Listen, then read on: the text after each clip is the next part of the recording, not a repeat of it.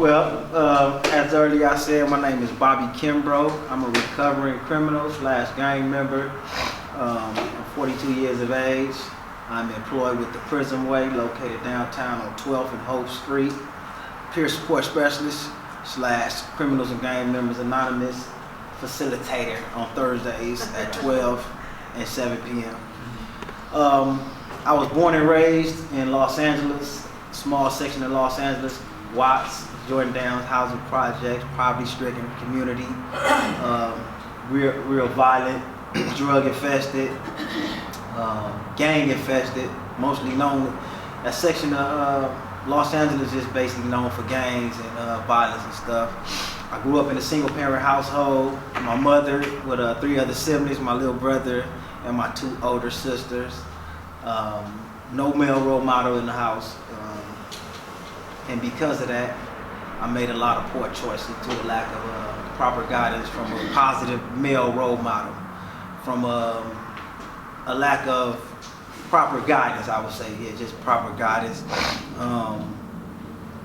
My mother did the best she could. I heard Bonaris tell the parents right there that earlier. My mother did the best she could with the cards that she was dealt. She did the best she could with how she was taught how to parent.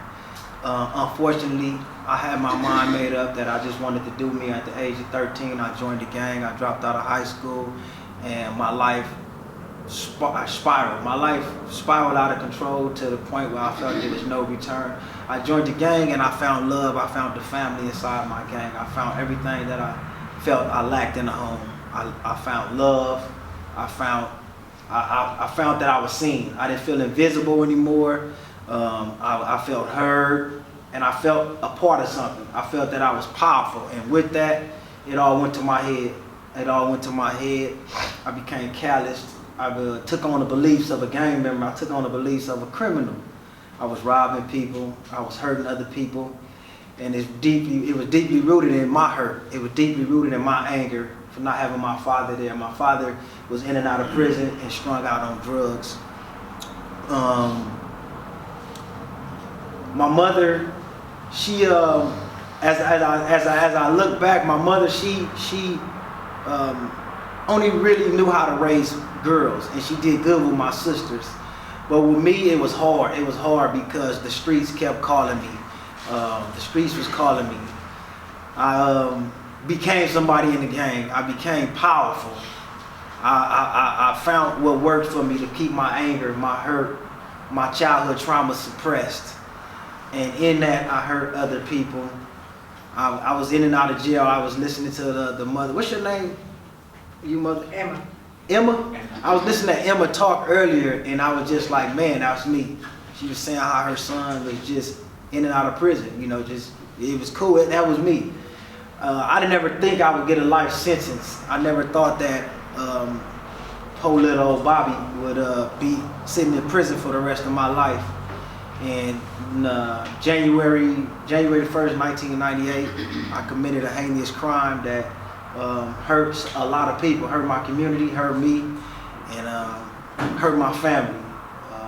I was convicted of premeditated attempted murder for shooting Andre Carpenter and sentenced as an adult to 2 life sentences in prison.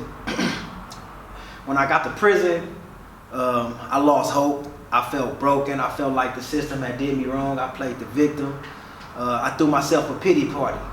Poor me. Why me? You know, things like that. I never thought about what I had done to not only Andre, but the many people before Andre, and adding to my reputation and building an image and suppressing my hurt, my anger, my insecurities, my many character defects that I learned in CGA. When I got to prison, I was scared, and just like in the streets, I put on many masks. At this time, I had been sent to Pelican Bay State Prison, only prison I have ever heard of being violent. Pelican Bay, Folsom, and I would say Corcoran. And when I got up there, I was scared. A riot had just happened, a person had just got killed, and we were on lockdown. And I was looking for a way out then, but didn't want to show that fear. I was scared. I put on many masks. Fortunately, I was able to get out of that prison, and they was transferring people. I went to Corcoran. I went from prison to prison and continued to create victims. I continued to not look at that guy in the mirror.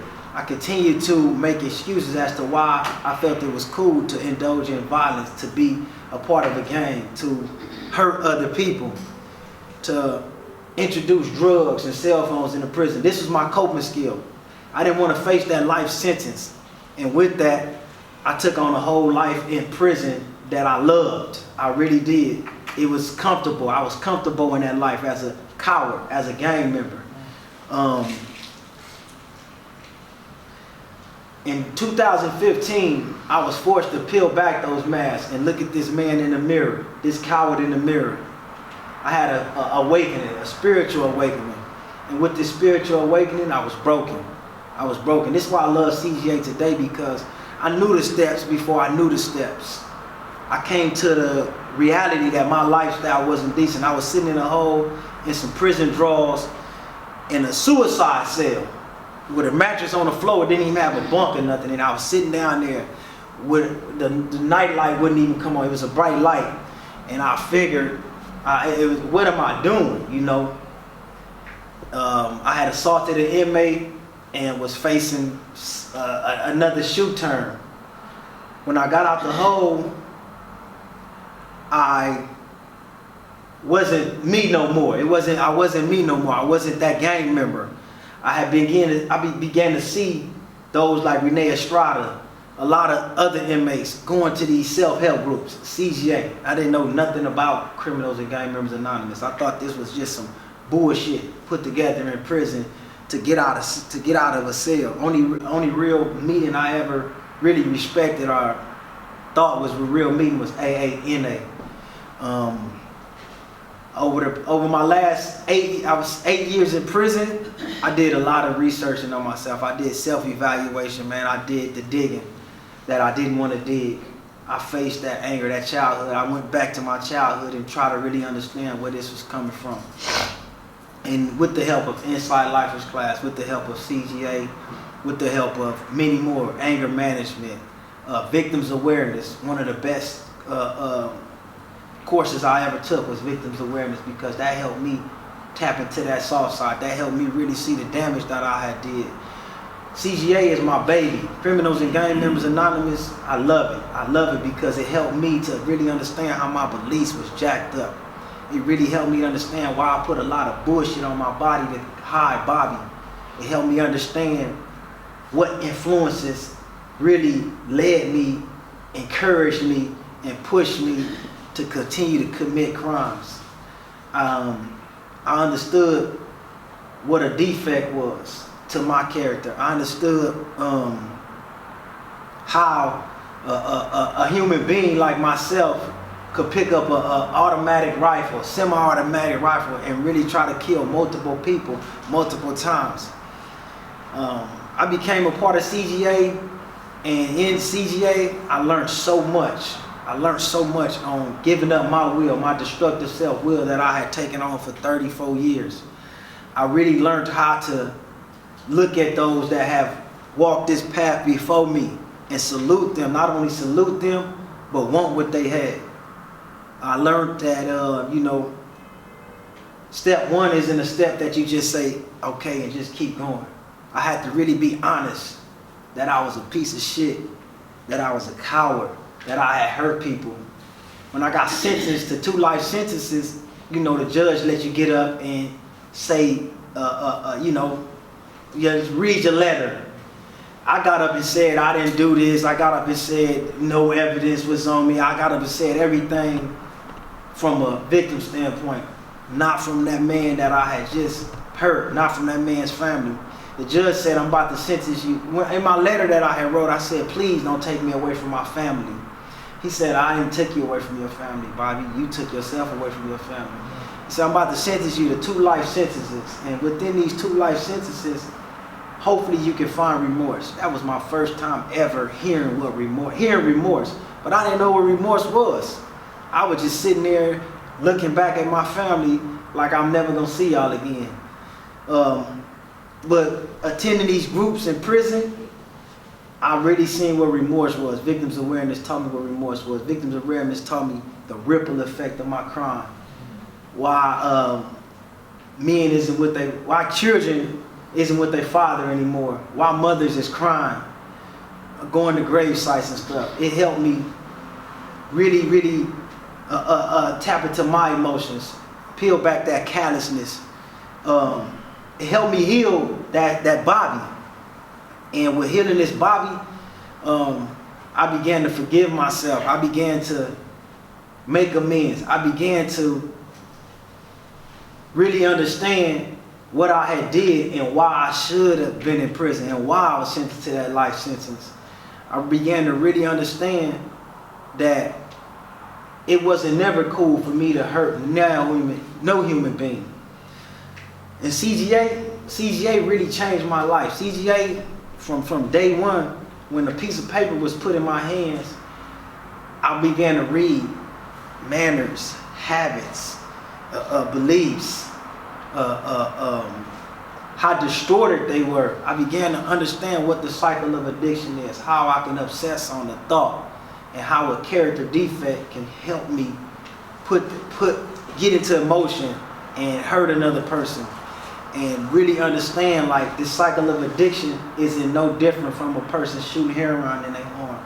Isn't no different from a person going to that liquor store, continue to buy those bottles. My addiction was gangs and criminal.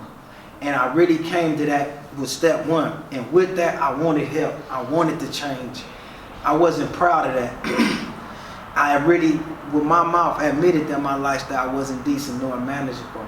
And with going through the steps from step 1 to step 12, it's like, man, thank you, God. I had to thank God, because thanking God, seeing this is like I gave myself a chance to be rehabilitated, to be redeemed, you know what I'm saying? I got closer to God through CGA because it's spiritual, you know what I'm saying? And most of the steps is God this, you know what I'm saying? And in the readings. But giving up my self-will was hard because I had this self-will. I had created an image. And that was pleasing to my gang. That was pleasing to my family that I had for so many years, my gang. And that's all I knew. So when I let that go, I felt broken. I felt empty. I felt like, man, the world finna end, because for so many years, this is all I knew, from the streets to prison. You know, in prison, my gang became bigger, not only with the Grape Streets, but with the Crips. You know what I'm saying? In prison, it's a bigger family. And I'm being rewarded for the acts I was committing with weapons and stuff. So that's what I had to really let go. And I didn't want to, because that's what I was built off of. So letting that go, I had to start from scratch, like starting to walk over again. But with that, man, every day it was a battle. But man, giving up my will, asking for God, literally on my knees, asking God to let your will be done in me, it became easier. I began to smile more. I began to love my peoples more, my brothers, my sisters. I began to not want to create no more victims in no way, shape, or fashion. I began being a part of the solution, because I was the problem for 34 years. I added to the problem for 34 years. I was on February of last year, I was granted parole. I came home in June of last year.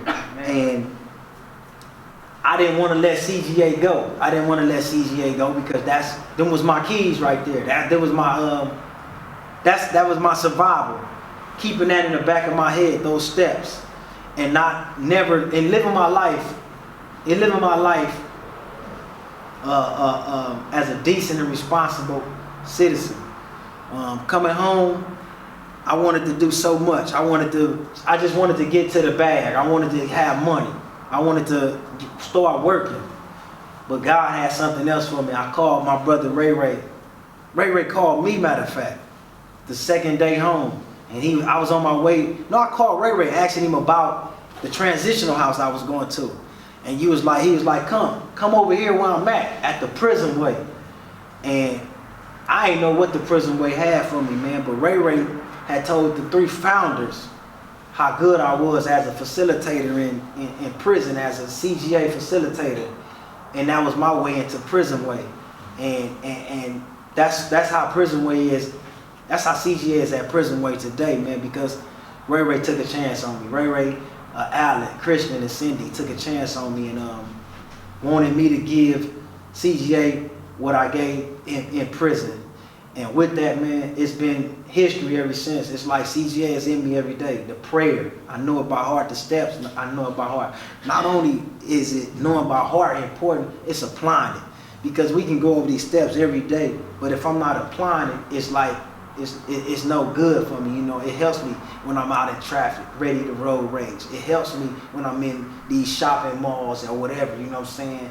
And feeling disrespected by another human being that's not perfect. That prayer helps me. Step 12, I owe that.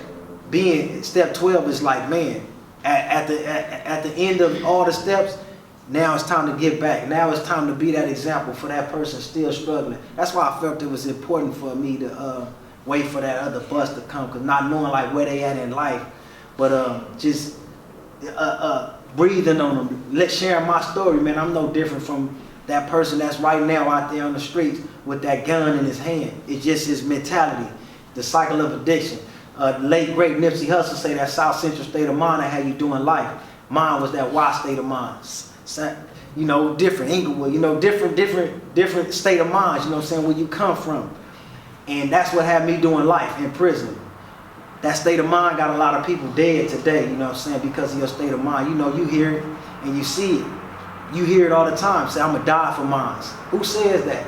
A person that's insane. A person that believes is warped and jacked up. Who gets this shit tattooed on their face and on their necks? A person that's insane and lost.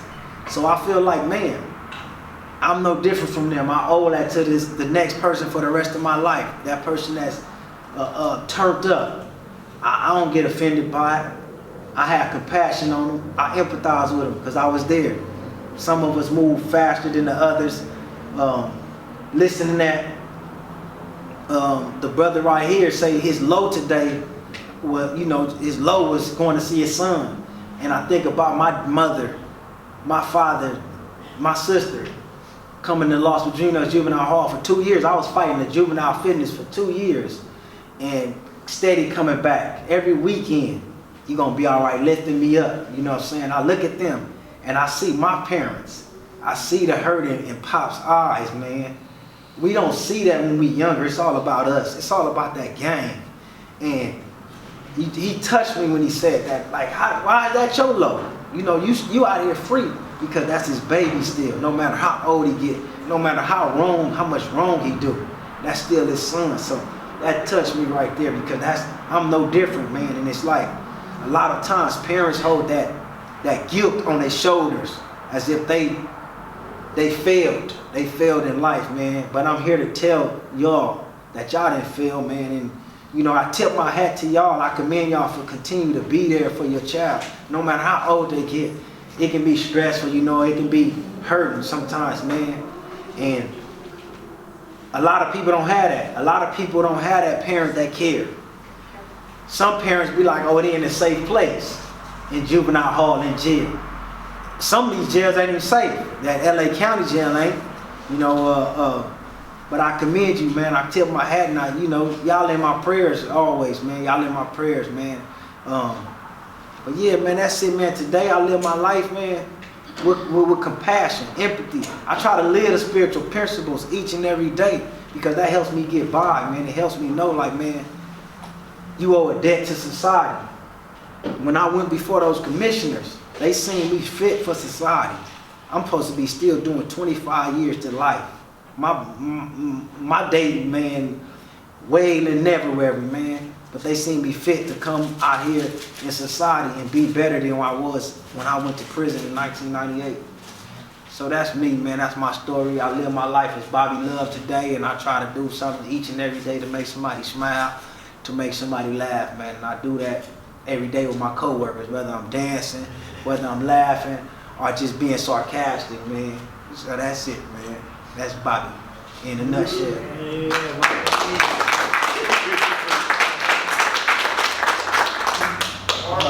Thank you, Bobby, for that. If you are open for questions or comments. Right. So, If anybody has any questions or comments. I want to say that that's never stopped. You've been doing that in prison, man. Right. And that's what I liked about you. You were always smiling. You were always joking around. You were always loving. And so for me, that's the Bobby that I know. And so doing it out here is awesome.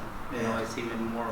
Your light shines brighter, and I want to congratulate you and doing the work, and of course with our higher power. And so yeah, hearing your story, I could relate, and there's always a second chance, and there's always hope. Yes. So thank you. Thank you, bro. Bob, you situated in 98, so is that like 22 years or so? No? Did you say 98? You said you went in 98? Back then, you got like 25 and a half. 20, yeah, okay. That's a big number, man. 1998, 2024, that's about 25 and a half. You look amazing. Thank you. Wow. How old were you at the time of your arrest? On that case, I was 16 years old. And would you say that being taken away or going to prison at that age is now giving you the passion that you have to give back to others or to youth in your position? Exactly, especially to the youth, because it's like, we count it out. You see how they do is, they just charge you as an adult, meaning like, you committed this crime, we finna charge you as an adult and try to put you away. And it's like, man, I'm here because of the new laws, you know what I'm saying? My mind wasn't, all the stuff that the psychiatrists and stuff say my mind wasn't all the way developed and all of that type of stuff. And that's kind of true. At the end of the day, I made the choice to pull the trigger. But it's like, man, as a child, we making mistakes in these learning phases and things like that, man. And they throw you away. I say they, meaning like the laws, the higher ups, those in higher places, man. And it's like, man, we count it out because, man, as a juvenile, man, we committing crimes. We doing it. And it's like, we don't care.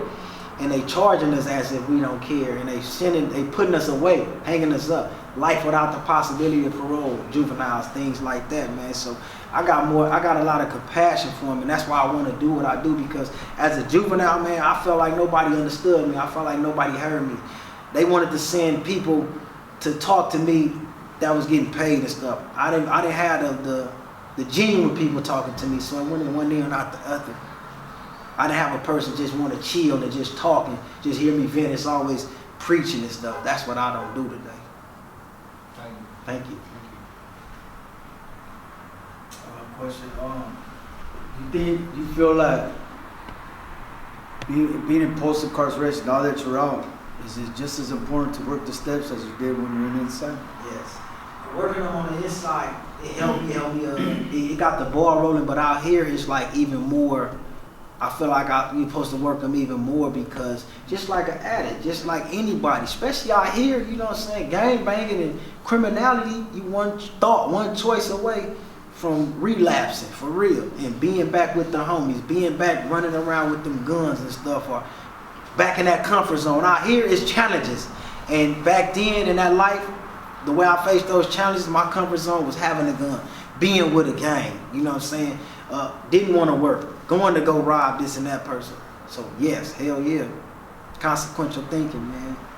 I have a question. How many times did you go up for parole before the board? I'm like King Griffey Jr., man, with bases loaded, man, with the ninth inning. I mean, one time and knocked it out the park. And what was your letter per se as opposed to your sentencing? Say that again? Like how you mentioned your letter for sentencing?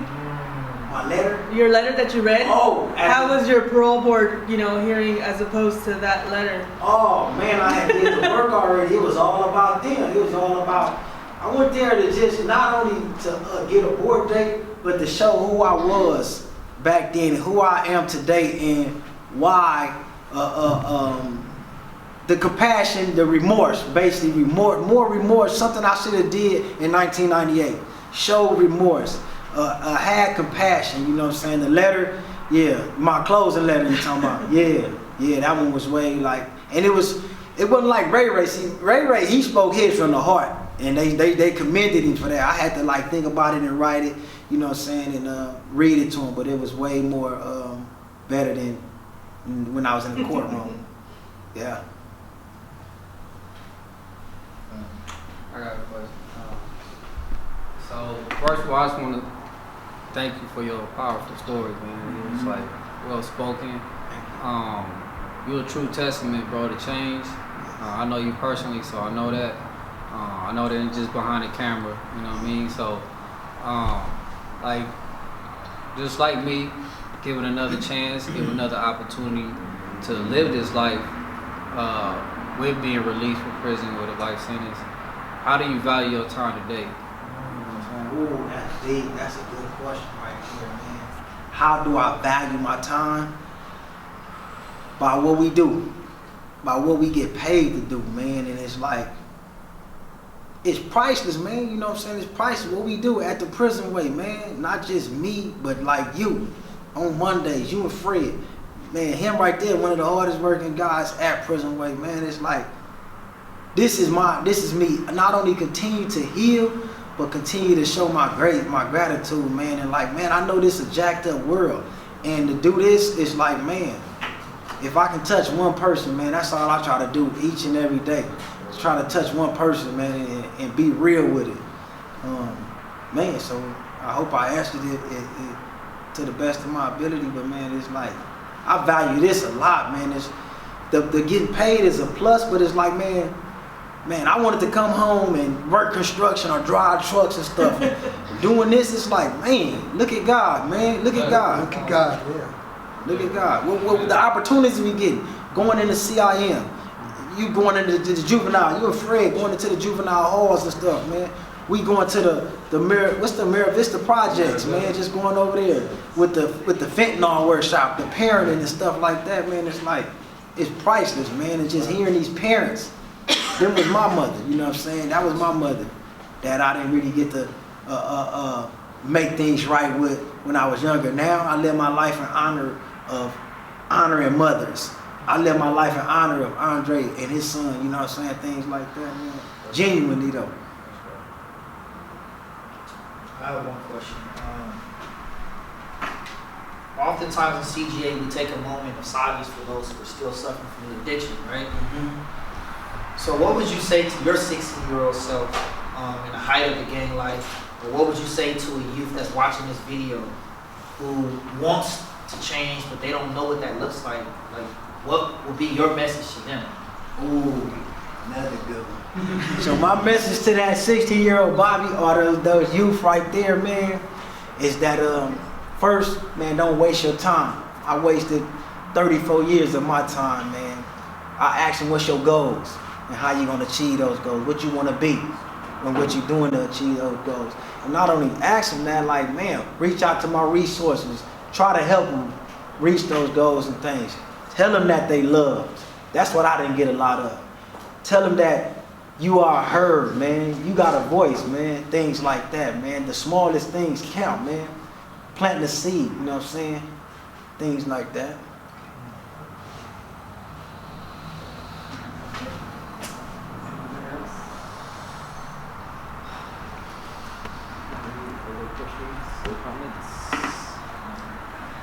Thank you. Yeah. Thank you for sharing, and you are great. Thank you. Just keep it up. That's God. Yeah. Yeah. That's a good example for the ones that are barely starting like you. Mm-hmm. Just to hear all of you, it's like, wow. I mean, if you would have said it, you went through that too, I would have not even thought about it. Like, so Yeah. nice. He just do it humble. He real humble. Yeah. Yeah. And before we leave though, right, it's like the CGA model, it say one less crime, one less criminal, one less victim. And that's just so true, man. And also, man, like this brother David Singham, you remember Husky? Yeah, he's doing good. He's awesome, right?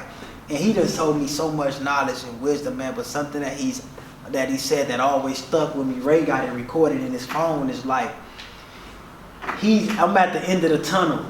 waving at those people that's just now starting this gang life, this criminality, waving and telling them like, man, ain't nothing right here.